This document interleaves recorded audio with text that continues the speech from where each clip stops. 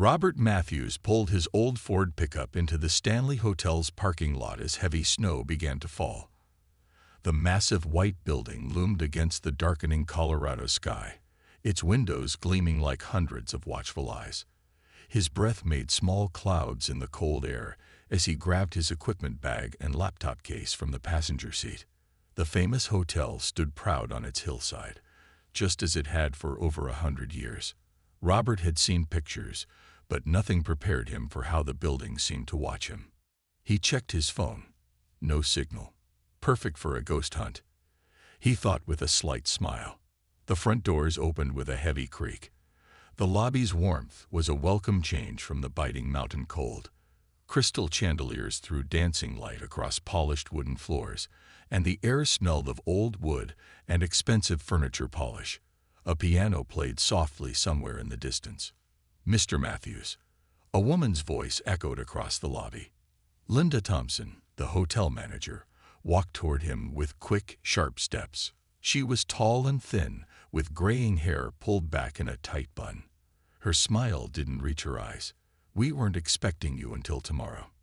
The weather report showed snow coming in, Robert explained, stamping his boots on the entry mat. "I thought it best to arrive early." He didn't mention the strange dreams that had pushed him to drive through the night. Dreams of endless corridors and children's laughter. Linda's smile tightened. "Of course.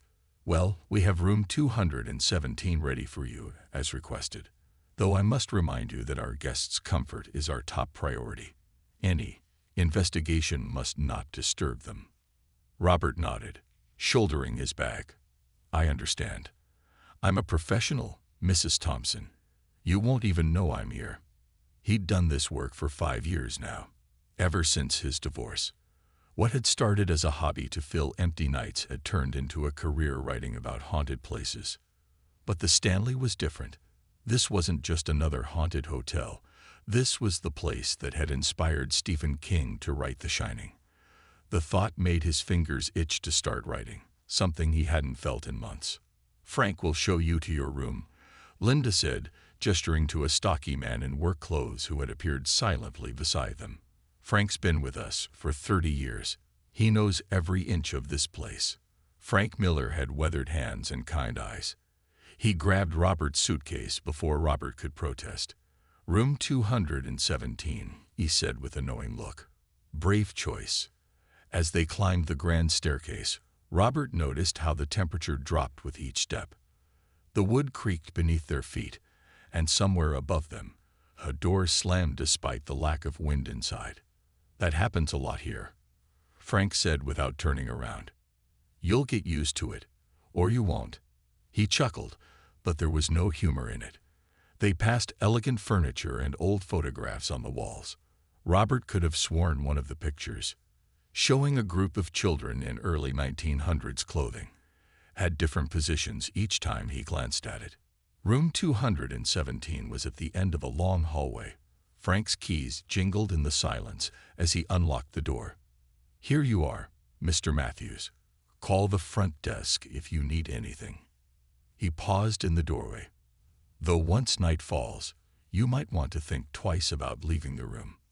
Before Robert could ask what he meant, Frank was gone, leaving him alone in the famous room. The space was beautiful, with antique furniture and a view of the snow-covered mountains. But something felt off, like the room was holding its breath, waiting to see what he would do. Robert set up his first camera facing the bathroom door, where guests reported seeing a woman in old-fashioned dress. As he worked, the sunset painted the snow outside bloody red, and somewhere in the hotel, the piano music stopped mid-note. The first strange event happened at exactly 3:17 a.m. Robert's equipment picked it up before he did. A sudden drop in temperature that made his camera's screens flicker. He sat up in bed, fully awake, as though someone had called his name. The bathroom door stood slightly open, though he distinctly remembered closing it before going to bed. His breath came out in visible puffs now, the room so cold his fingers felt stiff as he reached for his camera. A soft humming sound came from the bathroom, like an old woman singing a lullaby. Robert's hand shook as he turned on his camera's night vision. Through the green-tinted screen, he watched a hairbrush on the bathroom counter slide across the surface all by itself. "Hello." His voice sounded too loud in the quiet room. "Is someone there?" The humming stopped. The brush dropped with a clatter. Then, clear as day, a woman's voice whispered, "You shouldn't be here." Robert nearly dropped his camera. This was what he'd been waiting for. Real evidence, not just stories and rumors. He stepped toward the bathroom, his heart pounding so hard he could hear it. A knock at his door made him jump. "Mr. Matthews." It was Frank's voice. "Everything okay in there?" The system showed a temperature alert. Robert opened the door to find Frank in his work uniform, looking like he hadn't slept. Behind him, the hallway stretched dark and empty. "I got something," Robert said, showing Frank the camera footage. And there was a voice. Frank watched the video without surprise. "That'll be Elizabeth," he said quietly. "She doesn't like men in her room." He pulled a worn notebook from his back pocket. "Been keeping track of things like this for years. Management doesn't like it, but somebody has to remember." The notebook was filled with dates, times, and detailed descriptions. Cold spots, moving objects, voices and glimpses of people who couldn't be there. Frank had mapped out patterns, certain rooms, certain times, certain types of guests who saw more than others. "Look here." Frank pointed to a page. "Room 217 gets active every night at 3:17. That's when Elizabeth had her accident with the gas lamp. But she's harmless compared to what's up on the 4th floor." A loud crash from above made them both look up. Frank's face went pale. "Speaking of which, what's up there?" Robert asked. "The old nanny's quarters," Frank said, "where they kept the children. Some nights you can hear them playing, running up and down the halls. But when they run," he shook his head, "better to stay away." Robert checked his cameras again, rewinding the footage. In one frame, just before the brush moved, he caught something. A figure in the bathroom mirror, a woman in an old maid's uniform, her face badly burned on one side. "She's getting bolder," Frank said, looking at the image. "Never shown herself this clearly before. Hotels changing, Mr. Matthews. Getting stronger. Started when you arrived." As if to prove his point, every light in the hallway went out at once. In the sudden darkness, they heard the sound of children laughing somewhere above them, followed by running footsteps that seemed to move right over their heads. Frank grabbed Robert's arm. "Inside. Quick." They ducked back into room 217, slamming the door just as something heavy moved past in the hallway, making the floor shake. "What was that?" Robert whispered. Frank checked his watch. 3:33 a.m. Right on schedule. "Some things in this hotel keep perfect time, Mr. Matthews, whether we want them to or not." The next evening, Robert found himself in the hotel's empty bar. Snow fell heavily outside the tall windows, and the wind howled through the mountains. Behind the bar, Thomas Walker polished glasses with slow, careful movements. His white hair and lined face spoke of decades spent in this very spot. "Most folks come here because of that book," Thomas said, setting down a glass of whiskey in front of Robert without being asked. "But King only stayed one night. The real stories, those go back much further." Robert pulled out his recorder and set it on the bar. "Tell me about Elizabeth Wilson," he said. Thomas's hands stopped moving. "Ah, you've met our Elizabeth already, have you?" He looked around the empty bar before leaning closer. 1911 was the year. She was the head housekeeper, best one the hotel ever had. During a storm, she went to light the gas lamps in room 217. There was a leak. "The explosion?" Robert asked. Thomas nodded. "Blew her right through the floor into the room below. By all rights, she should have died. But she didn't. Spent months healing. Came right back to work. Died years later in that same room." He paused. "Thing is, she never really left." The lights in the bar flickered. Thomas glanced up, unworried. "That's normal. She likes to let us know she's listening when we talk about her." "What about the children?" Robert asked, remembering the sounds from last night. Thomas's face grew serious. Rich families would leave their kids here all summer in the early days. Nannies watched them on the 4th floor. In 1912, 3 of them got sick. Fever, died within days of each other. He poured himself a drink. "You can still hear them playing sometimes, running up and down the halls at night." "Any accidents in the bar?" Robert asked, looking around the elegant room. Thomas laughed, but it wasn't a happy sound. "In 1974, a man killed himself right where you're sitting. Left a note saying the hotel made him do it. Said he kept seeing things in mirrors, hearing voices telling him to do bad things." The temperature dropped suddenly. Robert's glass slid across the bar by itself, stopping at the edge. Thomas calmly caught it before it could fall. "Hotel has moods," Thomas continued. "Some nights it's peaceful. Other nights—" He looked toward the windows, now dark with night. "Let me tell you about the worst thing I ever saw here." But before he could continue, a woman's scream echoed from upstairs. They both jumped. Through the ceiling, they could hear running footsteps and what sounded like furniture moving. "Room 217, Thomas said quietly. "Elizabeth must have a visitor." Robert stood up, ready to investigate, but Thomas grabbed his arm. "Wait. Listen." Above them, a child's laugh mixed with the sound of running feet. Then another scream, this one closer. The bar's lights flickered again, and in the mirror behind the bar, Robert saw a glimpse of a woman in an old-fashioned dress, her face partially hidden by shadow. "Hotel's getting excited," Thomas said, his voice tense. "Hasn't been this active in years. It's because of you, you know. Some people, they walk in here, and the hotel just wakes up." The temperature dropped even further. Their breath came out in white clouds now. The glasses on the shelves behind the bar began to rattle. "You should go," Thomas said urgently. "Now, get back to your room before." The lights went out completely. In the darkness, they heard the sound of children giggling, getting closer. Then a woman's voice, singing softly, "Ring around the rosy." "Run," Thomas whispered. "Don't look back. Whatever you hear, don't look back." Robert ran through the dark hallways until he reached the safety of the lobby. His heart was still racing when he noticed a woman sitting calmly in one of the old chairs, reading a book.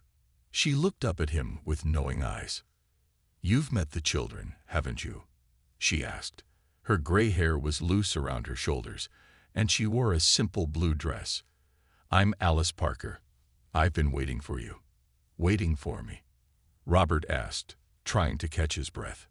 Alice closed her book. "I'm a medium. The hotel called me here, just like it called you. Something's changing in this place. The spirits are getting stronger." She stood up and walked to the grand staircase. "Come with me. There's something you need to see." They climbed to the 4th floor, where the air felt thick and heavy. Old paintings lined the walls, showing scenes of children playing in the hotel's early days. "This was their playground," Alice said softly. "The nannies kept them up here, away from the rich guests downstairs. 3 of them never left." She stopped suddenly, holding up her hand. "Listen." In the silence, they heard the soft sound of a bouncing ball. It came closer and closer, but they saw nothing in the empty hallway. Then small footprints appeared in the dusty carpet, one after another, as if made by invisible feet. "Billy, Mary, and Emma," Alice said. "They died in the summer of 1912. The fever took them all in a week." She pointed to a door marked storage. "Their old playroom is in there." Robert tried the handle. It was unlocked. Inside, old furniture was covered with white sheets, except for a small rocking horse that moved slowly back and forth on its own. "The hotel keeps their toys just as they left them," Alice explained. "Look at the wall." Robert shined his flashlight on the wallpaper. Children's drawings covered the lower part of the wall, crayon pictures of the hotel, of people in old-fashioned clothes, and of 3 small figures holding hands. "The dates," he said, looking closer. "These drawings are from different years. Some are recent." Alice nodded. "They're still drawing, still playing, still here." She walked to an old chest and opened it carefully. Inside were photographs, yellowed with age. Robert's hands shook as he looked at them. 3 children smiled at the camera. 2 girls in white dresses and a boy in a sailor suit.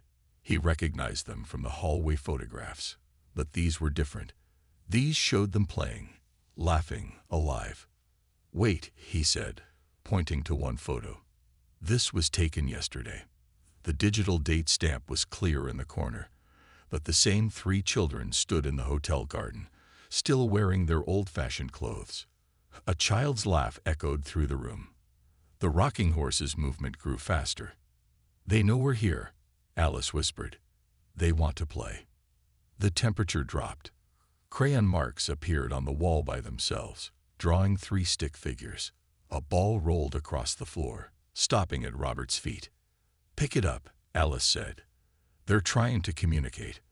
Robert bent down and grabbed the small red ball. It was ice cold. When he stood up, he saw them, 3 small, transparent figures standing by the door. They flickered like old movie footage, their faces both young and ancient. "Hi, Billy, Mary, Emma," Alice said gently. "We've come to hear your story." The children smiled, but their eyes were sad. One of the girls, Mary, pointed to the wall where new words were appearing in crayon.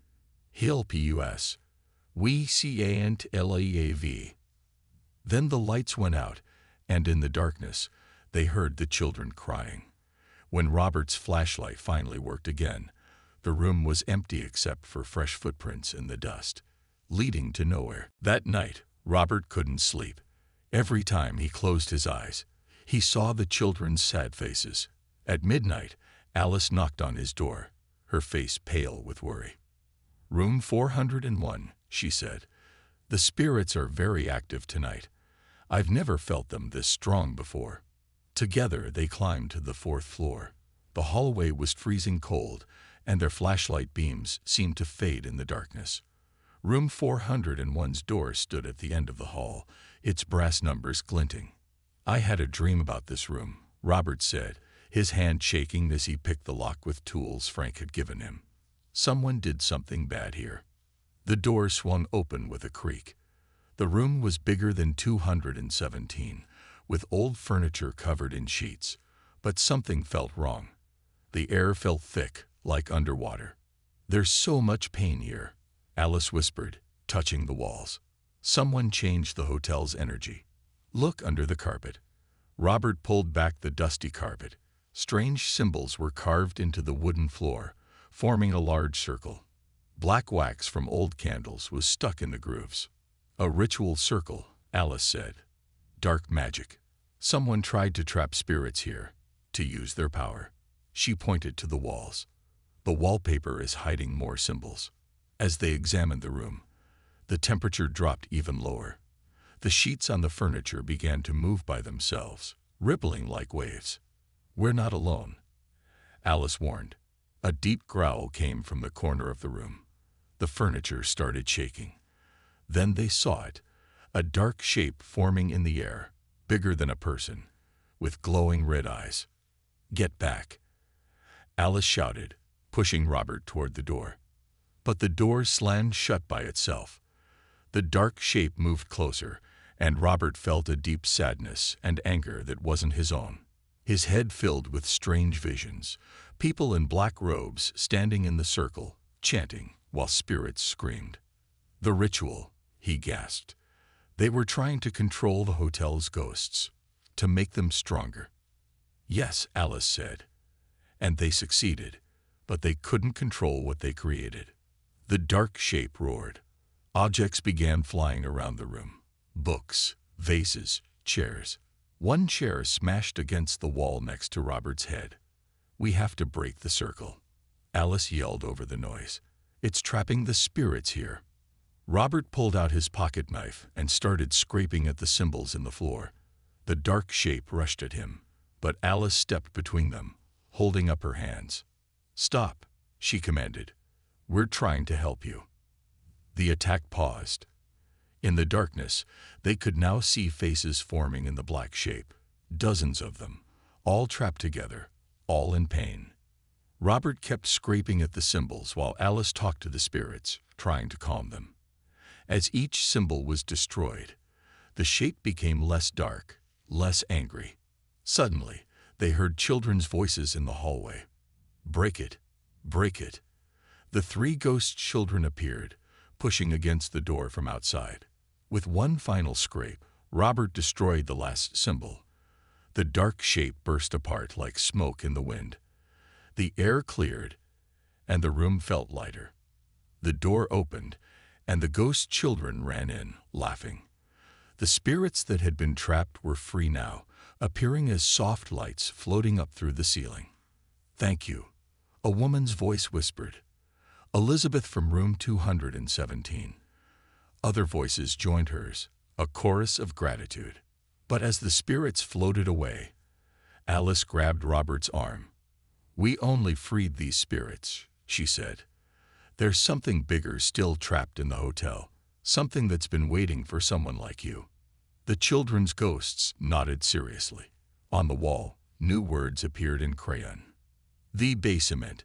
It's in the basement." The next morning, Frank met Robert and Alice in the hotel kitchen. His face was serious as he unlocked a heavy metal door that led to the basement. "There's something you need to see," Frank said, clicking on his flashlight. "The hotel has secrets. Underground tunnels that connect everything. They used them to move supplies and coal in the old days, but they found other things down there too." They followed Frank down narrow stone stairs. The air grew colder with each step. Their flashlight beams showed old brick walls with pipes running along them. Water dripped somewhere in the darkness. "Watch your step," Frank warned. "And stay close. People have gotten lost down here. Some were never found." The tunnel split in 3 directions. Frank took the middle path, which sloped down deeper under the hotel. Old bottles and broken furniture lined the walls. Then they saw the first strange mark.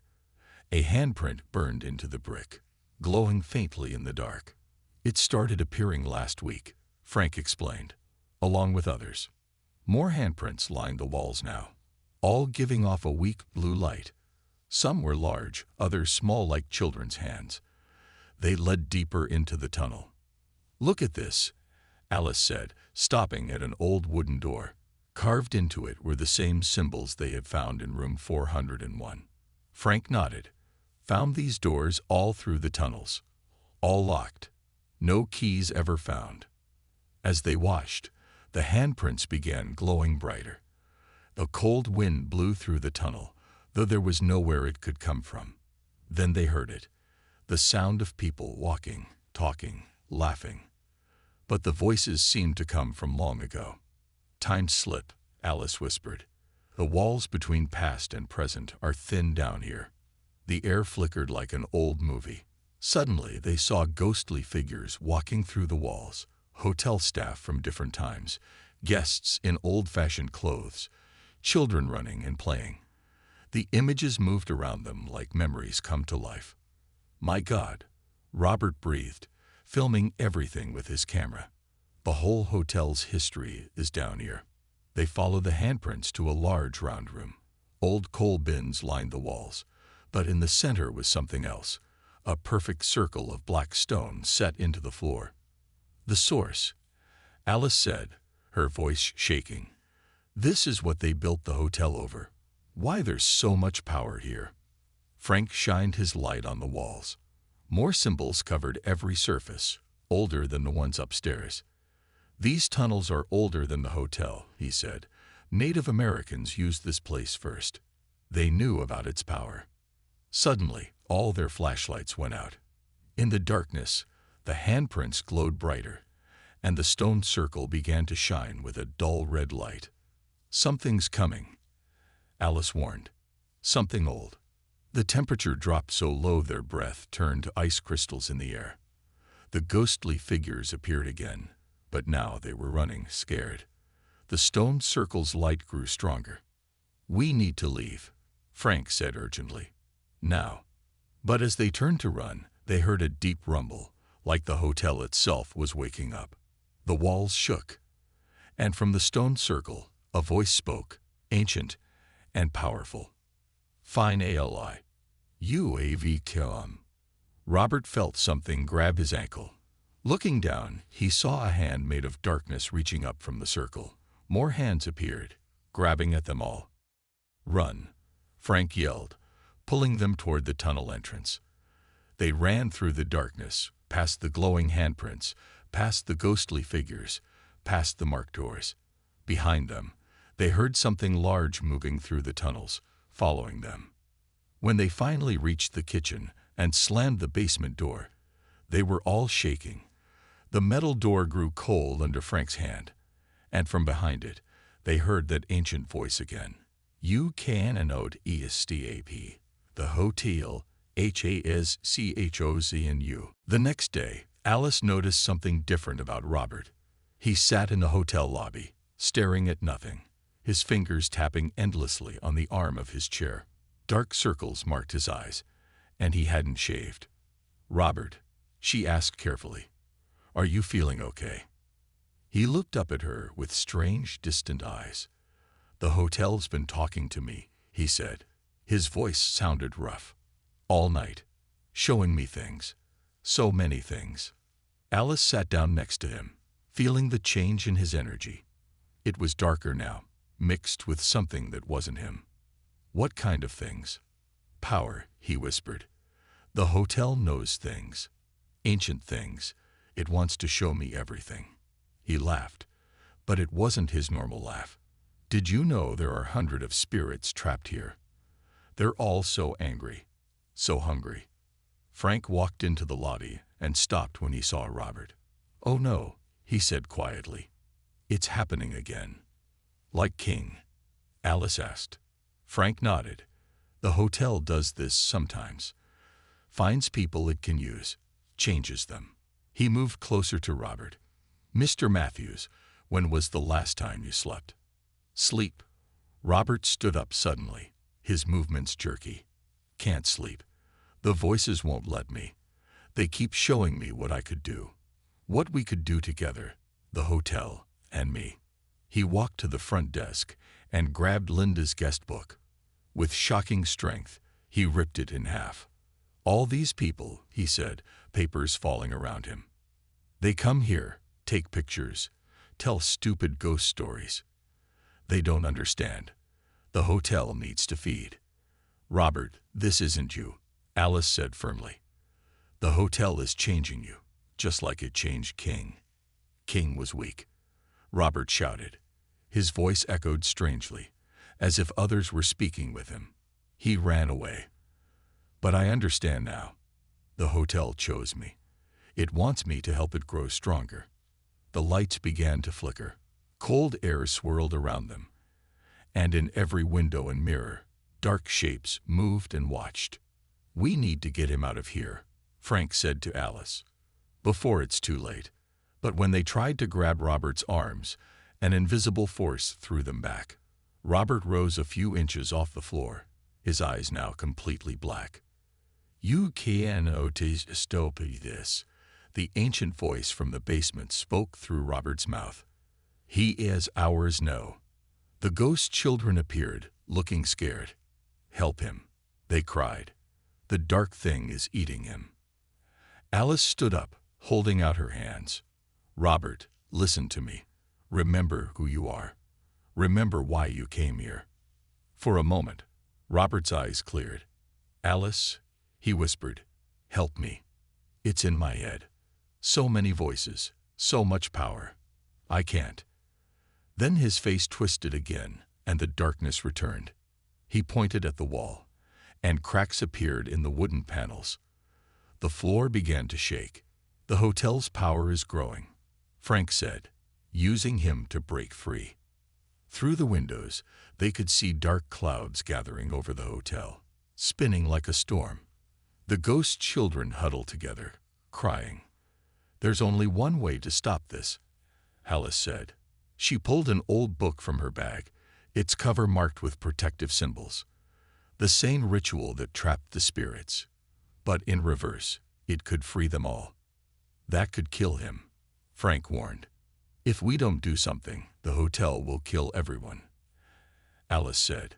She opened the book as Robert floated higher, darkness spreading from him like wings. We have to get to the basement, she said. To the stone circle. It's the only way to end this. The ghost children nodded. We'll help, they said. We know another way down. Behind them, Robert screamed, a sound that was no longer human. The hotel's darkness had almost taken him completely. They had to hurry. They had one chance to save him, and to stop whatever was trying to break free from the Stanley Hotel's haunted depths. The ghost children led Alice and Frank through a hidden passage behind the kitchen pantry. Above them, they could hear Robert's inhuman screams and the hotel's foundations shaking. Hurry, little Mary's ghost said, floating ahead of them. The dark thing is getting stronger. They reached the round room with the stone circle faster this time. The symbols on the walls glowed with an evil red light, and the air felt thick with ancient power. Get ready, Alice said, opening her book. When Robert comes, we'll only have one chance. They didn't wait long. The ceiling cracked open, and Robert floated down through it, surrounded by dark energy. His eyes were completely black, and when he spoke, 1,000 voices spoke with him. is begin, the voices roared. This place is VB and ours. Robert, Alice called out. Fight it. Remember who you are. For a moment, Robert's real voice broke through. Alice, it's so strong. Can't fight it. The ghost children joined hands around the stone circle. We'll help, they said together. We've been here the longest. We know the hotel's secrets. Alice began reading from her book, ancient words that made the air buzz with power. Frank threw salt in a circle around them for protection. The dark energy around Robert grew angry, lashing out with invisible force. No, you will all join us, the voices screamed. The walls cracked and spirits began pouring out. Angry faces, reaching hands, lost souls trapped for decades. But then Elizabeth appeared, the ghost from room 217. No more, she said firmly. More friendly spirits appeared beside her, guests and workers who had died in the hotel over the years. They formed a circle of light around Robert. The hotel doesn't own us, Elizabeth said. And it doesn't own you, Robert. Alice's voice grew stronger as she read the freeing ritual. The ghost children's hands glowed with bright light. The stone circle in the floor began to crack. No, the dark voices screamed. We AAVYATET2O long. Suddenly, Thomas the bartender ran down the stairs, carrying an old box. Found it, he shouted. The hotel's original cornerstone, the source of its power. He threw the stone into the circle. It broke open, releasing a burst of blinding light. Robert fell to the ground as the darkness was torn away from him. The hotel shook violently. Spirits flew everywhere, some angry, some peaceful, all finally free. The ghost children hugged each other, their forms growing brighter. We can go now, they said happily. We're free. The dark energy made one last try to gather itself, but the combined light of all the freed spirits was too strong. With a final scream of rage, it broke apart and vanished. Robert lay on the ground, breathing heavily but alive. His eyes were normal again. What happened? He asked weakly. You found the truth, Alice said, helping him up. The hotel wasn't haunted by ghosts. It was feeding on them, trapping them. But now, they're free. Around them, the friendly spirits began to fade away. Elizabeth smiled at them one last time. The ghost children waved goodbye before disappearing in a flash of peaceful light. The symbols on the walls went dark. The stone circle crumbled to dust. The hotel above them creaked and settled, like it was breathing freely for the first time in years. Later in the lobby, Linda, the manager, found them. "The hotel feels different," she said. "Lighter somehow." "The spirits are at peace now," Alice explained. "The hotel can just be a hotel." Robert looked out the window at the morning sun. "Not quite," he said. "There are still stories here, happy ones now. Stories that need to be told." He took out his notebook and began to write. "The Stanley Hotel has many ghosts, but not all hauntings are dark. Sometimes spirits linger because of love, not anger. And sometimes the scariest stories have the happiest endings."